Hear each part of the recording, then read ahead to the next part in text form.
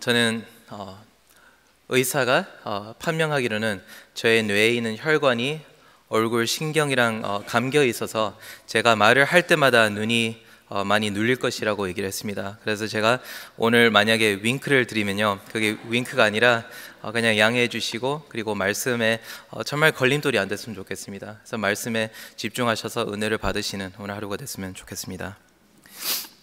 저희 신학교 졸업식 때 벤저민 사스라는 네브라스카 주의 상원 의원이 있었습니다. 그는 원래 역사학자 PhD를 받은 분으로서 인류의 세 가지 경향을 보고 미래를 예측했습니다. 미래를 예측했는데요, 어떤 세 가지 경향을 봤느냐? 첫 번째로 페이스타임과 스카이프 비슷한 화상 통신 기술의 급속한 발전과 그리고 상업화를 봤습니다.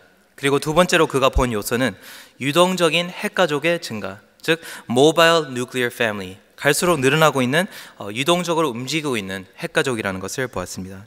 그리고 마지막으로 이 3년마다 이제는 직장을 바꾸면서 대도시에서 대도시로 직장과 집과 삶의 터전을 송두리째 바꾸는 그러한 모습을 보면서 이 벤저민 사스라는 상원의원이 결론을 내린 미래가 이런 것입니다.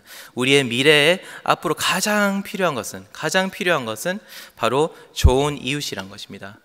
이웃성이 사라진 시대에 우리가 살아갈 것이라고 얘기했습니다.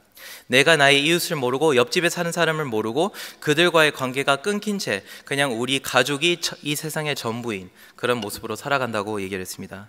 그리고 그분이 우리 신학생들에게 당부했던 것은 교회가 좋은 이웃의 기준이 되고 좋은 이웃의 근원점이 되어달라고 그렇게 부탁을 하셨습니다.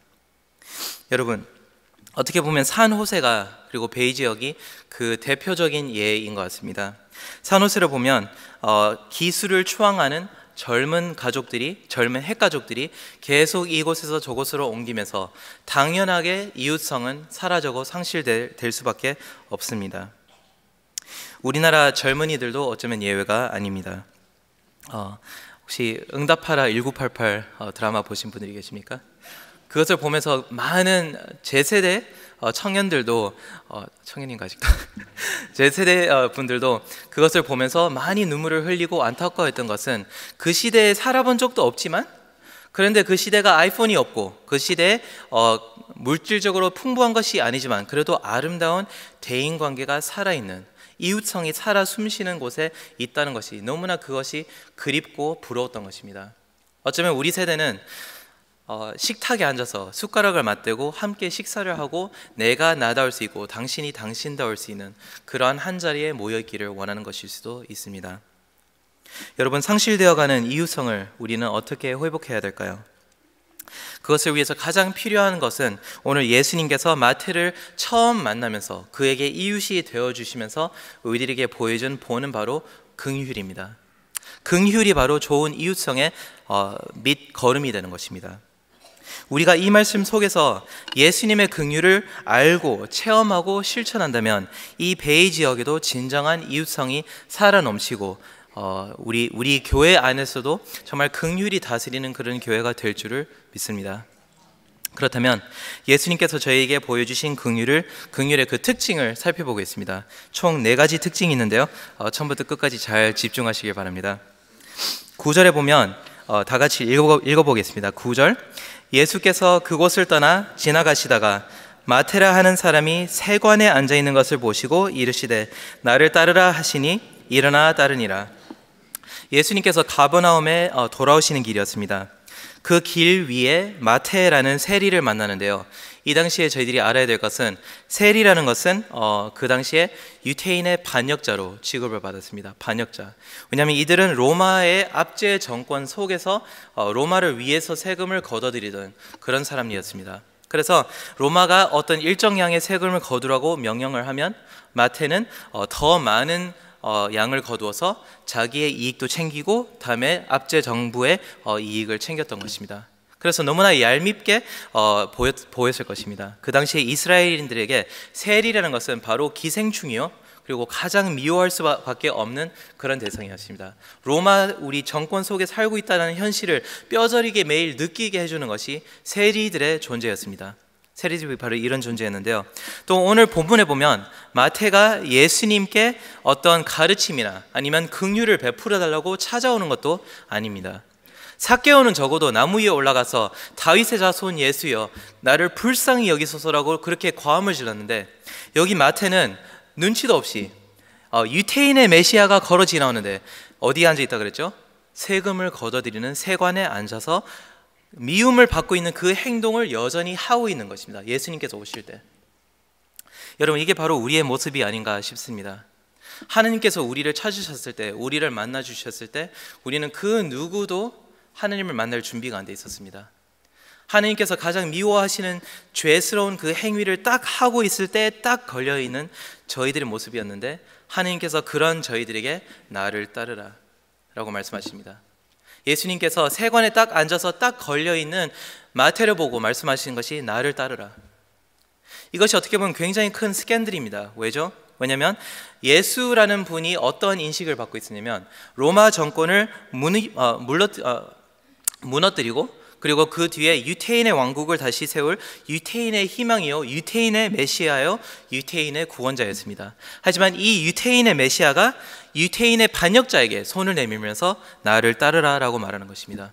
그것을 보고 많은 사람들이 분위기 파악을 하려고 하는데, 이 예수가 어떤 분인가 보려고 하다가 예수님은 믿을 수 없겠구나 라고 자신의 명예까지 실추시키면서까지 예수님은 반역자에게 나를 따르라 라고 말씀하십니다.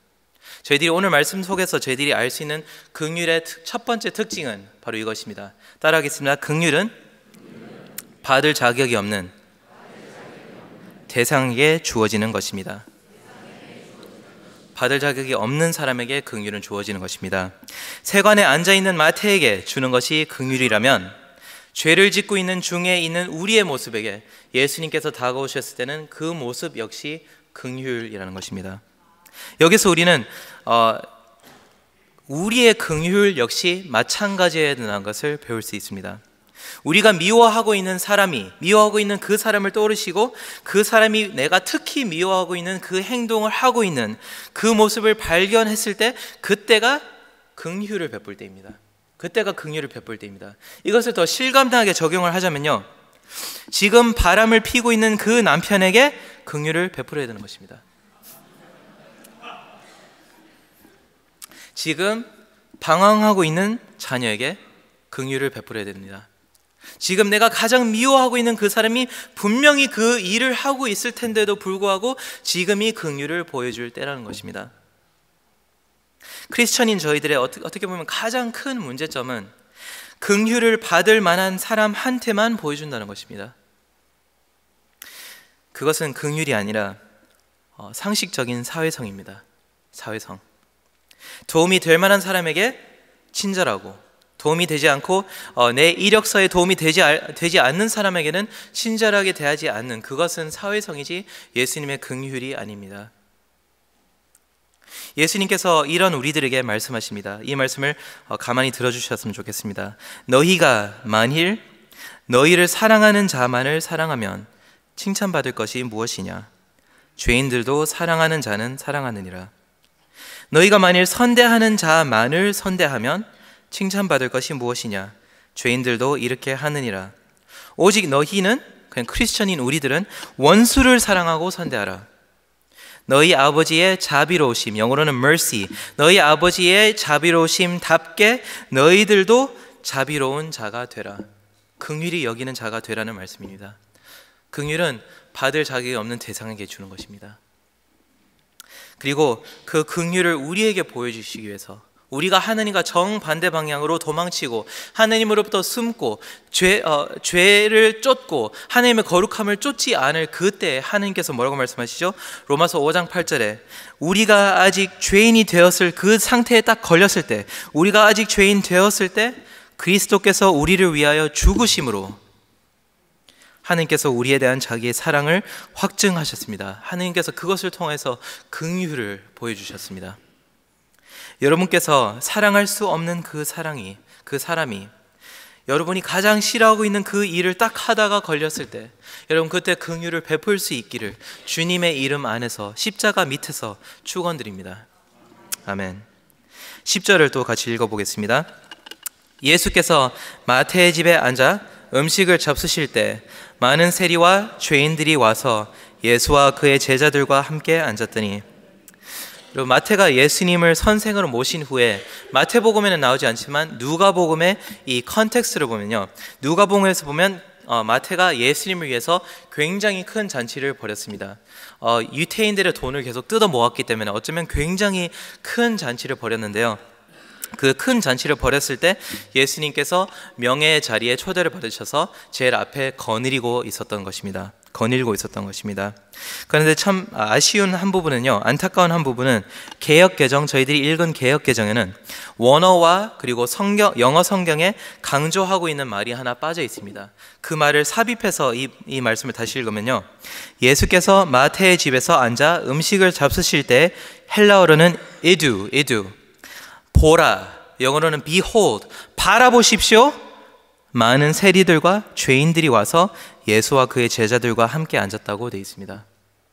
마태가 이 복음을 썼습니다. 마태가 이 부분을 쓰면서 이 책을 쓸 때 마치 카메라로 예수님의 현장을 계속 포착하는 것처럼 따라다니면서, 연예인인 것처럼 따라다니면서 지금 해설을 하고 있는 것입니다. 여러분, 이 장면을 꼭 보셔야 됩니다. 이 장면을 꼭 보십시오. 천하의 이 예수님이, 유태인의 메시아라는 이분이, 하나님의 창조주요 다윗의 자손이신 이 예수님이 누구와 함께 앉았는지 바라보라, 이 뜻입니다. 누구와 앉았죠? 세리들과 유태인의 반역자들과 그리고 죄인들, 많은 죄인들이 예수님 옆에 앉았다는 것입니다. 그것이 마태가 자랑하고 싶은 예수님입니다. 죄인들에게 긍휼을 보여주셔서 한 자리에 앉으신 예수님 모습. 예수님께서 누구와 자리를 함께 앉으셨는지, 그것이 중요한 이유가 뭐냐면요, 유태인의 문화에서는 식사 자리를 함께 한다는 것은, 즉 그 사람을 한 식구로 대접을 하고 내가 그 사람과 동일하다는 것입니다. 즉 나의 일부분으로 간주를 하고 식사를 함께 한다는 것입니다.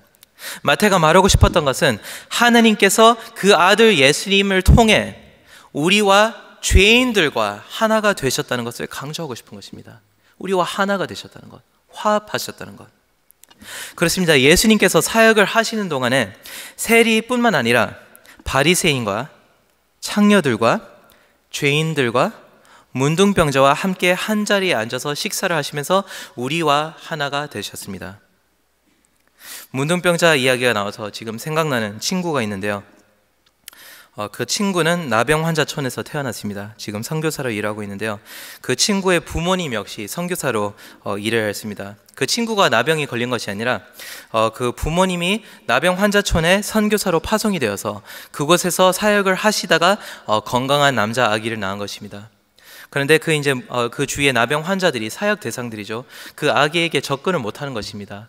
만지면 이게 옮겨질까봐. 그런데 그 선교사님께서 그 아들을 그들의 손에 안겨주시면서 손가락 떨어져 나가고 볼에 구멍이 나 있고 그다음에 코가 떨어져 나가는 그들에게 우리 아들을 안아보세요, 만져보세요 라고 계속 넘겨주면서 온 마을 사람들이 나병에 걸렸지만 그 아들을 안으면서, 그 건강한 아기를 안으면서 계속 울었던 것입니다. 왜냐하면 그 선교사가 비로소 나와 하나 되기를 원한다는 것을 진심으로 알았던 것입니다. 마태가 바로 이런 심정으로 지금 예수님을 자랑하고 있는 것입니다. 천하의 예수님이 이렇게 더러운 나와 함께 앉으셔서 나와 하나가 됐다는 것을 여러분 감격하시길 바랍니다라고 이것을 쓰는 것입니다. 여러분, 이 이야기가 단순히 그들의 이야기에 그치면 안 됩니다. 바리새인의 이야기가 아니고 문둥병자들의 얘기가 아니고 세리들의 이야기가 아니고 나의 이야기, 21세기를 살아가는 나에게 예수님께서 하나 되신 것을 우리가 감격스럽게 느끼지 않으면 이 이야기는 그냥 흘러 넘어가는 것입니다. 여러분, 우리가 여기서 긍휼의 두 번째 특징을 볼 수 있는데요, 따라하겠습니다. 긍휼은 하나가 될 수 없는 두 사람을 하나로 만듭니다. 아멘. 저와 여러분의 거리감을 좁힐 뿐만 아니라 저와 여러분은 도토리 키재기죠. 하지만 하나님과 죄인인 나, 근본적으로 다른 그 거리감을 좁힐 수 있는 것은 하나님의 긍휼 말고는 아무것도 없습니다. 아무것도 없습니다. 오늘도 하나님께서 죄인인 우리를 어린 양의 혼인잔치로 한 식탁 자리로 초대를 하시면서 나와 하나가 되자고 지금도 초대하십니다. 지금도 초대하십니다. 여러분께서 그 긍휼을 아신다면 이대로 살 수는 없습니다. 여러분이 절대로 하나가 될 수 없는 그 사람을 생각하면서, 그 원수 같은 사람을 생각하면서 하나님이 나 같은 원수를 거둬들여 그의 제자로 삼고 그의 아들로 삼아주시고 이제는 아바 아버지라는 영을 내게 주신 것을 생각하면 여러분, 그 사람과의 거리감은 아무것도 아닙니다. 그 사람과 하나 되십시오. 우리 임마누엘 교회가 긍휼이라는 깃발 아래서 하나가 꼭 되기를 축원드립니다. 하나가 됐으면 정말 좋겠습니다. 11절 말씀을 또 읽겠습니다. 바리새인들이 보고 그의 제자들에게 이르되 어찌하여 너희 선생은 세리와 죄인들과 함께 잡수시느냐. 정말 이 아름다운 광경, 예수님께서, 하느님의 아들이신 예수님께서 세리들에게 다가가서 하나가 되시는 그 아름다운 장면 속에서 바리새인들이 와서 분위기를 다 망칩니다. 뭐라고 하죠? 당신의 선생은 왜 죄인 따위와 상종을 하면서 자신의 명예를 실추할 뿐만 아니라 율법을 왜 어기면서까지 그들과 한자리에 앉느냐, 이렇게 말을 하는 것입니다. 이 말을 듣는 마태와 그리고 예수님 주변에 있는 죄인들의 그 얼굴을 떠올리시기를 바랍니다. 그들의 시선에서 봤을 때 이 말을 들었으면 분명히 슬픔에 얼굴이 잠겼을 것입니다. 유태인의 반역자라는 그들이 죄책감이 밀려왔을 것입니다. 왜죠? 유태인의 희망이라고 하는, 유태인의 최고 자랑거리인 바리새인들이 그런 말을 하는데 누가 감히 대적을 하겠습니까? 그래서 그들은 잠적하고 할 말을 할 수가 없습니다. 사랑을 받았는데 그 사랑을 다시 뺏기는 그런 기분이었을 것입니다. 바리새인의 이 질문에 여러분, 우리는 긍휼의 반대 컨셉을 알 수 있습니다. 긍휼의 반대말은, 저를 따라해 볼까요? 율법적인 거리감. 율법적인 거리감이 긍휼의 반대말입니다. 즉, 잘못을 따진 후에 그 명분으로 상대방과 나의 거리와 이 이질감을 계속 지속시키는 것, 이게 율법적인 거리감입니다. 이게 바리새인의 마음입니다. 즉, 쉽게 말하자면 당해도 싼 놈과 내가 거리를 두겠다는 것입니다. 인과응보, 우리 몸속에 정말 뼈저리게 박혀있는 그 인과응보의 원칙, 심는 대로 거둔다는 그 생각, 권선징악의 그 마음, 너가 나쁜 짓을 했으면 나쁜 결과를 볼 수밖에 없어라는 그 우리 뼛속에 박힌 그 생각 때문에 우리는 바리새인이 될 수밖에 없습니다. 그래서 그 도덕적인 기준에서 떨어지는 사람들은 나와 거리를 두고, 나는 더 거룩하고 이 사람은 거룩하지 않기 때문에 율법적인 거리감이 생기는 것입니다. 이것이 바리새인의 마음의 문제라면 우리 모두가 바리새인입니다. 여러분, 혹시 최근 한두 달, 넓게 잡아볼게요. 2달 사이에 누구와 심하게 말다툼한 적 있습니까? 손 마음속으로 드셔도 됩니다. 말다툼을 했는데 제가 여러분께 여쭤보고 싶은 것이 있습니다. 혹시 그 말다툼을 하셨을 때 여러분이 객관적으로 이겼다고 생각하시는 분이 계십니까? 모든 증거와 모든 상황과 모든 논리를 봤을 때 내가 분명히 이겼고 저 사람은 분명히 잘못했다는 그 싸움이 혹시 기억나십니까? 만약에 그게 생각이 나시고 그것 때문에 여전히 그분과 화해를 못하고 계신다면 저와 여러분은 바리새인입니다. 율법적인 거리감입니다. 내가 아무리 옳든 그 사람을 이러면 무슨 소용입니까? 그리고 내가 아무리 틀리든 내 자존심을 내세우는 것이 무엇이 문제입니까? 예수님께서 원하셨던 것은 극단적인 화합입니다. 하나가 될 수 없는, 성질이 다른 두 개의 물체가 하나가 될 수밖에 없는 그 긍휼을 예수님께서 보여주신 것입니다.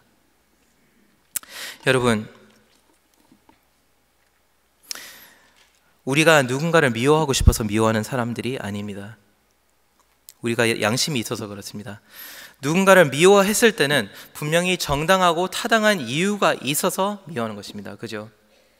그 형제님이 너무나 가십을 많이 하기 때문에, 그 자매님이 말을 너무나 거칠게 해서 만날 때마다 상처를 주기 때문에, 아니면 그 성도님이 교만하게 계속 자기 자신을 내세우기 때문에 나는 그 사람들과 상종을 하지 않을 거야 라고 말합니다.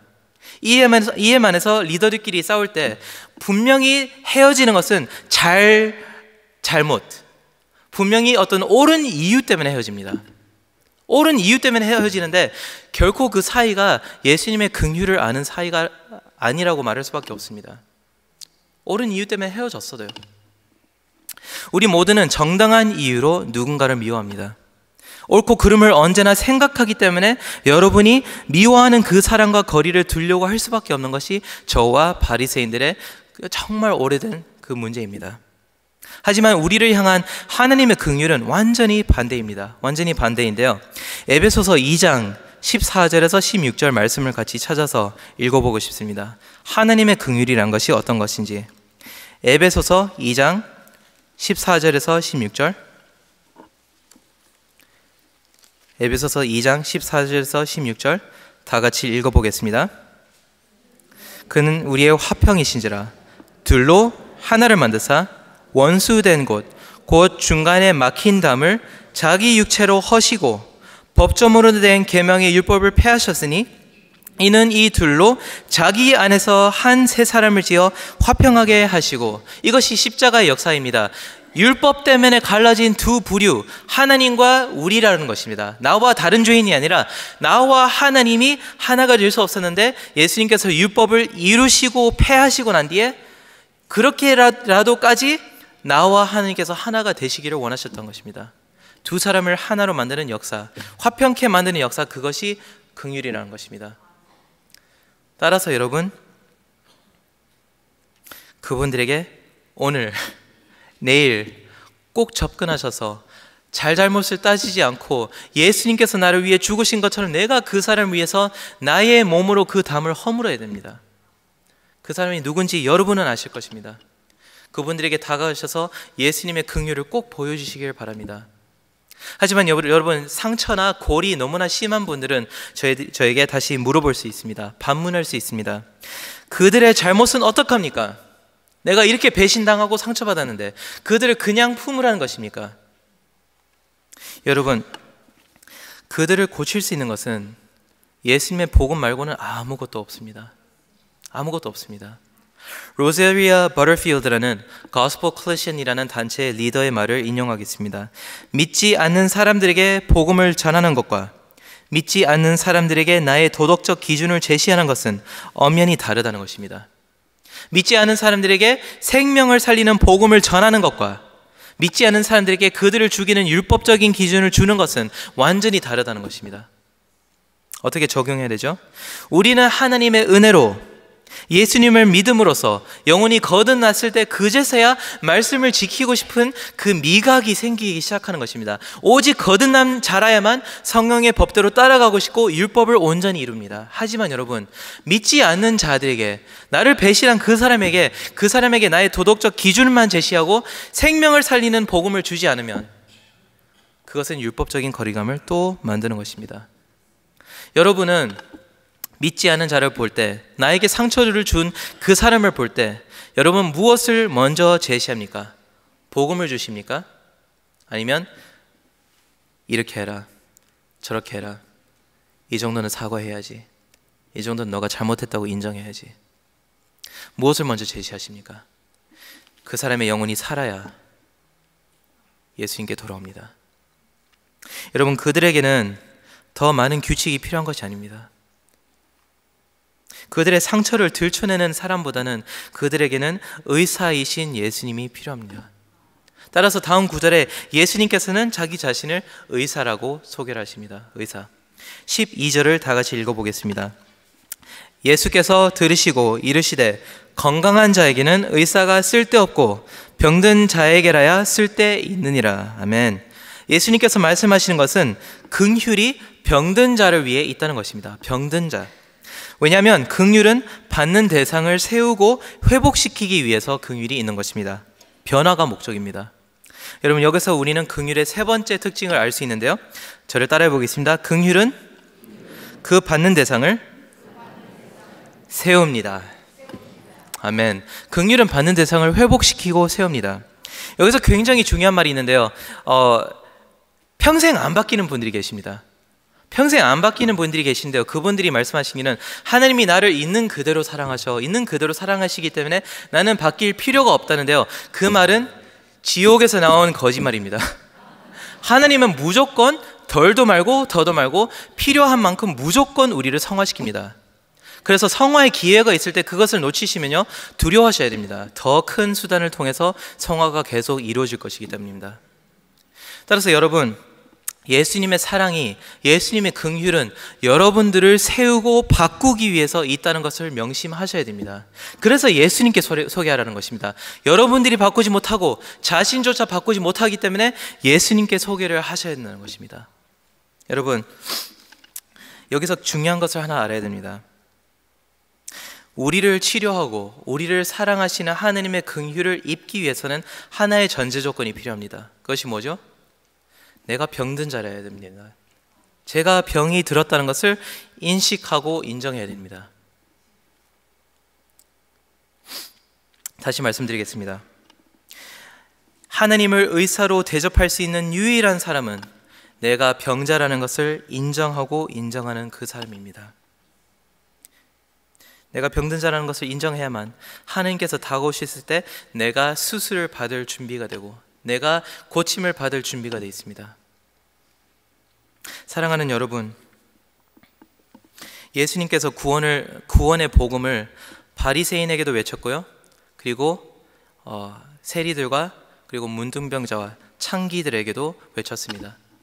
하지만 한쪽 부류의 귀에는 그 복음의 메시지가 그냥 넘어갔고요, 한쪽 부류에는 그 복음의 메시지가 마음속으로 심겨져 들어가서 복음의 씨앗을 맺고 생명을 낳았습니다. 누구의 귀를 스쳐 지나갔죠? 나는 이 말씀이 필요 없다라고 교만하게 생각하는 바리새인들의 귀는 이 생명의 역사가 일어나지 않고, 그리고 내가 병든 자고 내가 찢어진 마음을 잡고 통곡하는 사람들에게는 하나님의 생명을 낳습니다. 너무나 무서운 현실입니다. 여기서도 두 부류의 사람이 있습니다. 이 말씀을 듣고 내가 분명히 외칩니다. 복음 안에서 여러분이 회복되고 여러분이 영생을 얻고 회복되셔서 하나님의 일꾼으로 성장할 수 있습니다 라고 말씀을 드렸습니다. 말씀을 드렸는데 두 가지 부류의 사람들이 있습니다. 이건 내가 아니야, 이 설교를 꼭 들어야 되는 사람이 있지, 그 사람이 들어야지 라고 생각하는 그분들이 바로 긍휼을 받아야 되는 대상이라는 것입니다. 여러분이 나는 이 사람이 아니야 라고 생각하고 내가 율법을 다 지키기 때문에, 내가 어느 정도 기준을 지켰기 때문에 나는 병든 자가 아니라고 고백하고 생각하는 순간 설교의 가장 중요한 것을, 설교의 전부를 놓치시게 됩니다. 주일마다 쓸데없는 시간을 보내시게 됩니다. 그 마음 하나 때문에. 여러분, 긍휼은 병든 자를 위해서 있는 것입니다. 여러분들이 정말 찢어진 마음을 모아서 일주일 동안 내가 얼마나 산산조각 난 자아 정체성을 갖고 이 세상을 살아가는지, 나의 죄인됨을 바라보면서 그것을 예수님 앞에로 들고 와서 통곡하셔야 됩니다. 주님, 내가 이런 사람이고 내가 고침을 받지 않으면 내가 하나님의 형상을 회복할 수 없습니다 라고 고백할 때, 그때 복음이 여러분 안에 능력으로 일하십니다.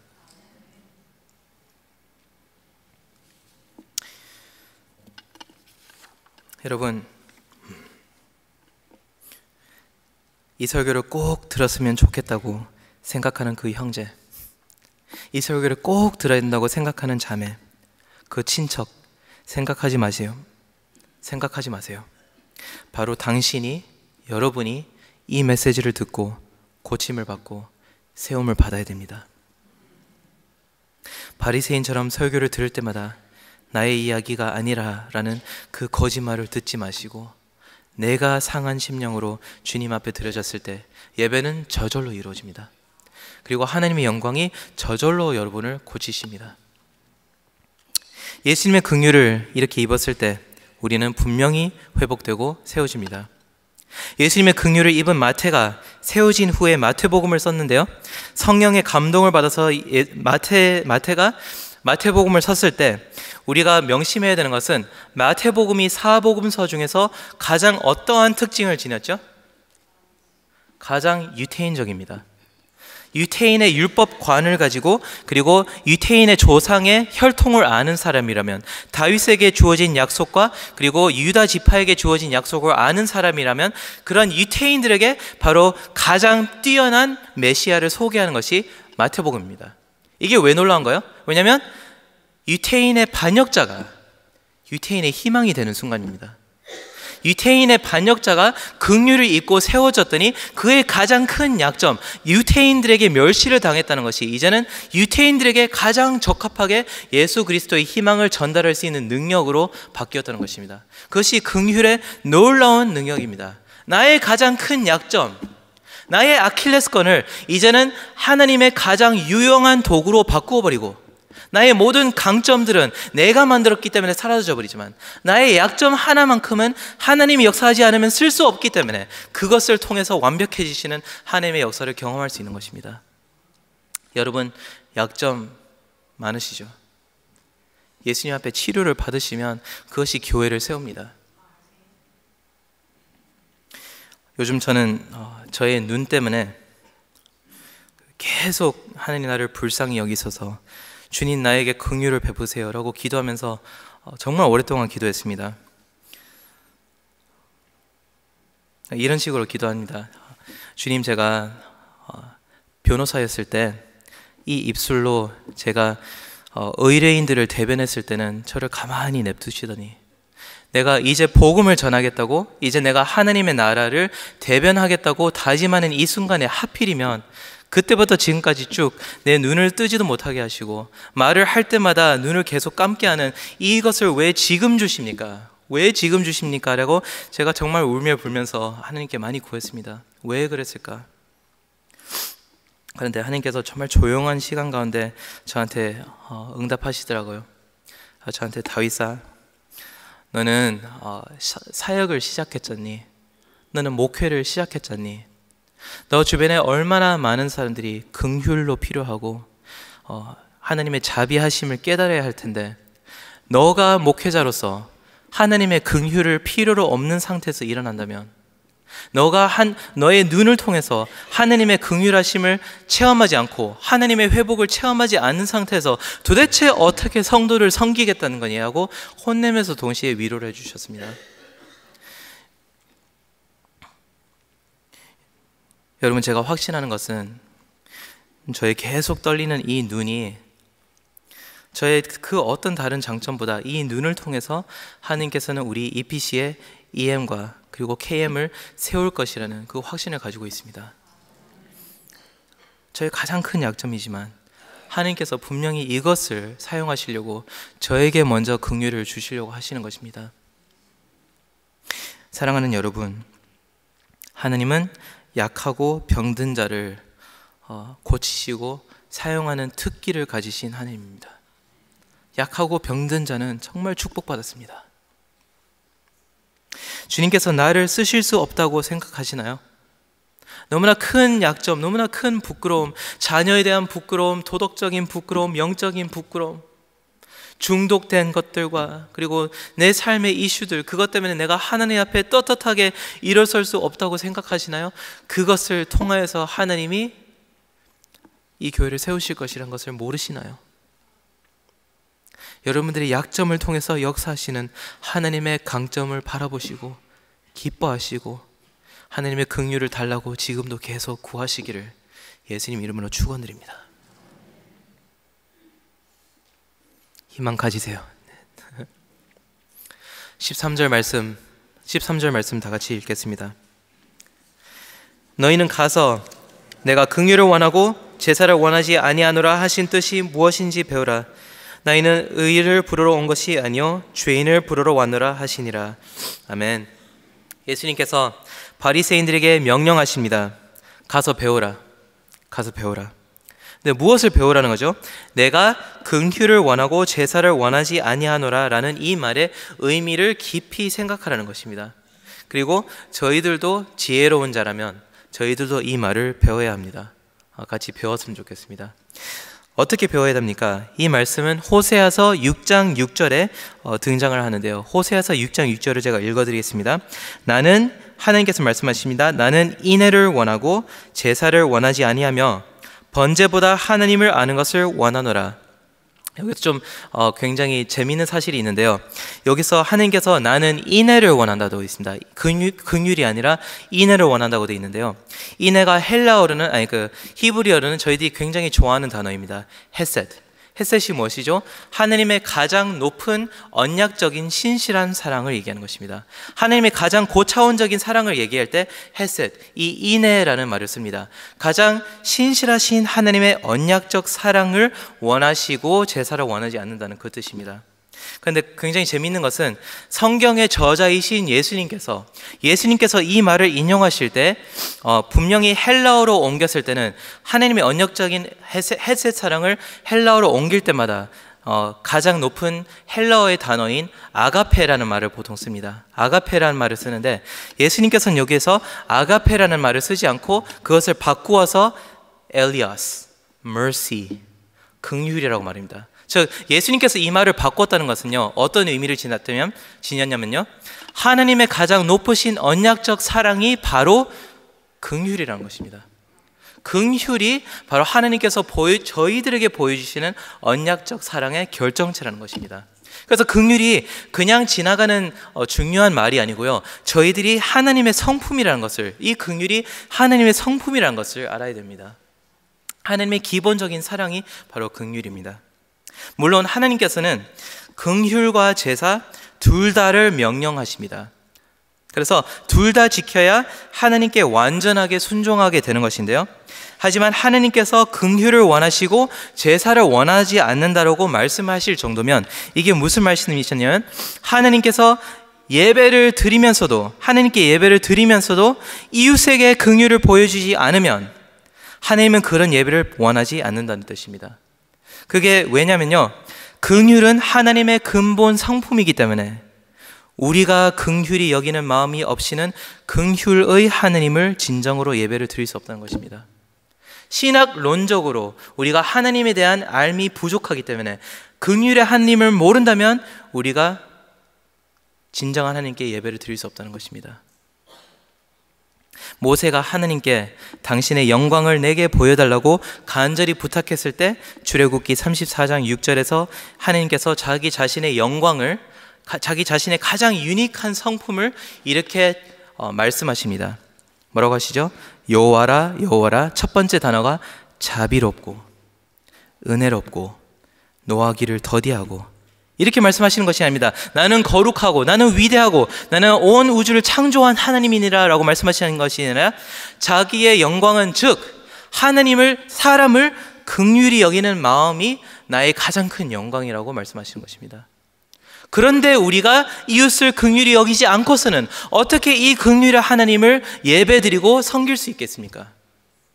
우리가 옆에 사람들을 나의 잣대로 저울질하고 율법적인 거리감을 유지하고 그들을 세우는 게 아니라 깎아내리고, 그리고 그들을 하나님의 긍휼로 대하지 않았을 때 어떻게 우리 주일 예배가 예배다울 수 있냐, 이 말씀입니다.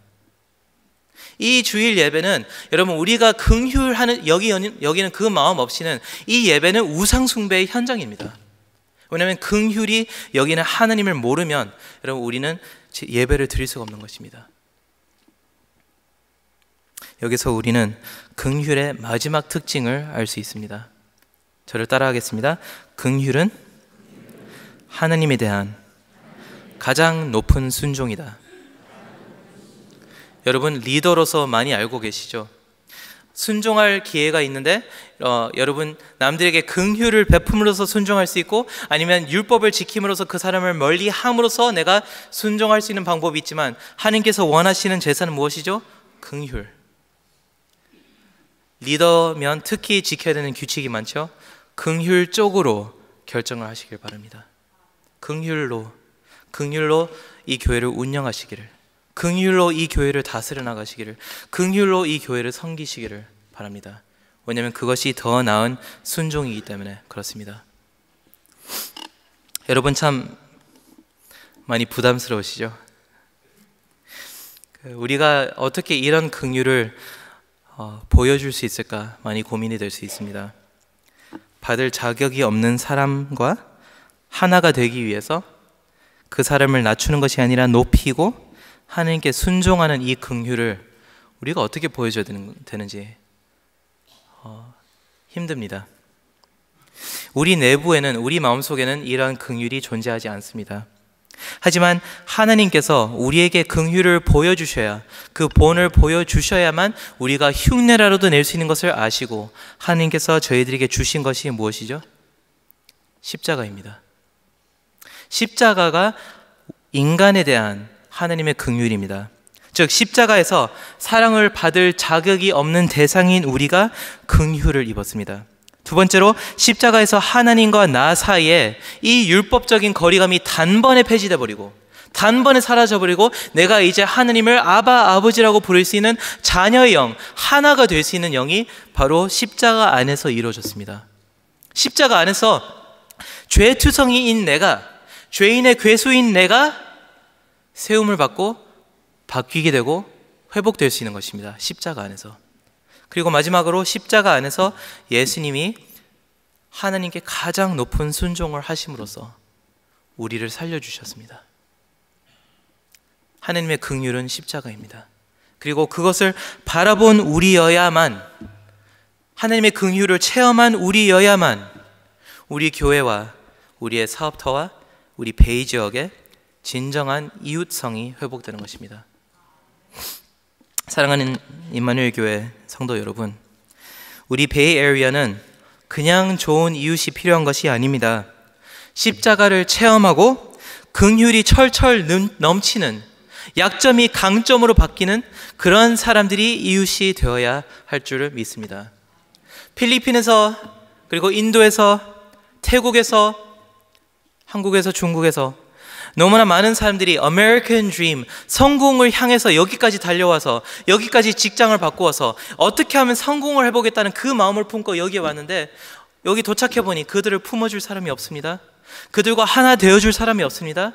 그들을 세워줄 사람이 없고 그들을 회복시켜줄 사람이 없습니다.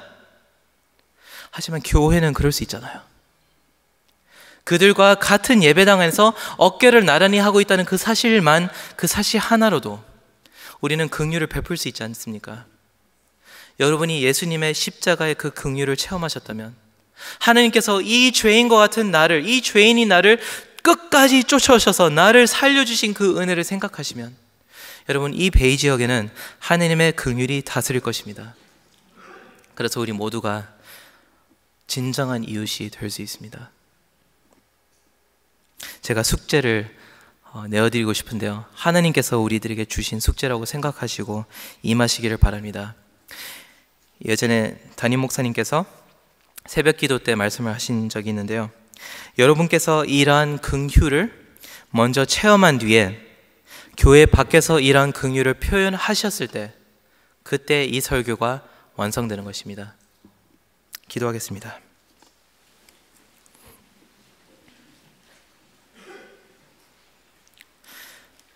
하나님 아버지, 내가 바로 그 사람입니다. 내가 바로 긍휼이 필요한 존재예요. 내가 하나님으로부터 도망치고 외면하고 가장 하나님께서 미워하시는 그 일을 하고 있었을 때, 주님께서 죄인인 나를 위해 예수 그리스도를 보내주셔서 십자가를 지게 하셨습니다. 어떻게 그 은혜를 잊고, 어떻게 배은망덕하게 그 하나님으로부터 등을 돌려 나의 이웃을 그렇게 홀대하고 그들에게 이웃이 되어지지 못하는지 주님께서 마음 아파하시는 것을 이 시간 저희들에게 보여주시길 원합니다. 저희 모든 임마누엘 교회 성도님들이 하나님 안에서 긍휼을 입은 자로서 이웃과 하나 되기를 원하고, 받을 자격이 없는 대상들에게 긍휼을 베풀고 그들 주변에 있는 모든 사람들을 사랑으로 세워나갈 때 하나님에 대한 가장 높은 순종으로서 우리 베이 지역과 우리 교회가 하나님의 아름다운 긍휼의 성품이 보여질 줄을 믿습니다. 주님 역사하시고 주님 우리 성도님들을 사용하여 주시옵소서. 사랑합니다. 예수님 이름으로 기도드립니다. 아멘.